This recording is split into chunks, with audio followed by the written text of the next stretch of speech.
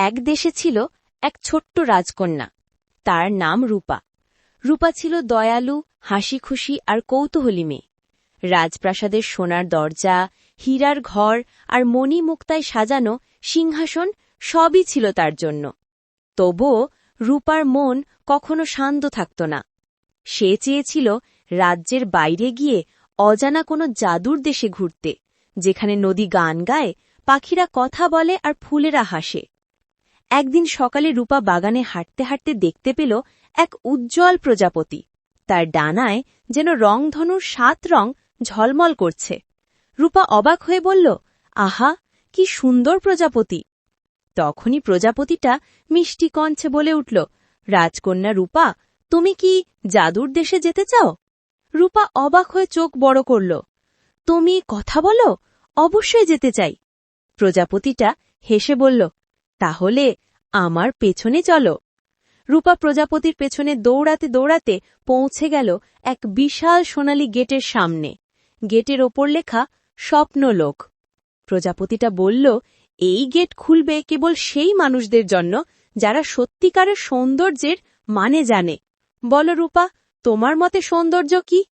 রূপা একটু ভেবে মৃদু হাসল। সত্যিকারের সৌন্দর্য হল কারোর হৃদয়ের ভালোবাসা আর দয়া।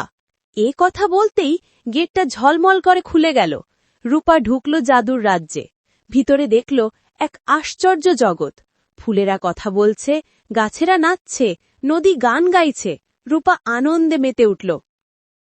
সেখানে তার দেখা হল 3টি নতুন বন্ধুর সঙ্গে, একটা কথা বলা খরগোশ, এক রূপালী মাছ আর এক ছোট্ট পরী লীনা।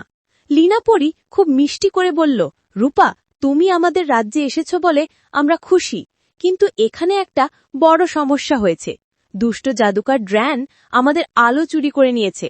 সব ফুল শুকিয়ে যাচ্ছে আর নদীর গান থেমে গেছে। রূপা অবাক হয়ে বলল, আমি কি তোমাদের সাহায্য করতে পারি? লীনা বলল, শুধু তুমি পারবে। তোমার হৃদয়ের আলোই জাদুকরকে হারাতে পারবে। রূপা সাহস নিয়ে লীনার সঙ্গে রওনা দিল পাহাড়ের গুহার দিকে, যেখানে জাদুকর ড্র্যান থাকে। গুহার ভেতরে ছিল কালো ধোঁয়া আর ঠান্ডা বাতাস। জাদুকর গর্জে উঠল, কে আমার ঘরে প্রবেশ করার সাহস করল? রূপা 1 পা এগিয়ে বলল, আমি রূপা, আমি আলো ফিরিয়ে নিতে এসেছি। ড্র্যান হেসে বলল, তোমার মতো একটা ছোট্ট রাজকন্যা কি আমাকে হারাবে? রূপা চোখ বন্ধ করে মনের ভেতর থেকে ভালোবাসার আলো ডাকল। সেই মুহূর্তে তার শরীর থেকে নরম আলো ছড়িয়ে পড়ল। আলোয় গুহাটা উজ্জ্বল হয়ে উঠল আর জাদুকরের কালো জাদু ধোঁয়ার মতো উড়ে গেল। লীনা চিৎকার করে উঠল, রূপা জিতেছে, আলো ফিরে এসেছে। সব ফুল আবার ফুটে উঠল, নদী গান গাইতে লাগল আর আকাশে রংধনু উঠল।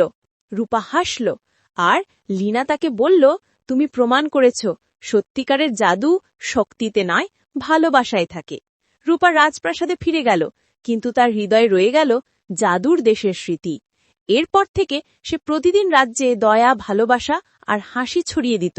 আর যখনই আকাশে উজ্জ্বল প্রজাপতি উঠত, রূপা জানত ওটা লীনা তাকে শুভেচ্ছা জানাতে এসেছে।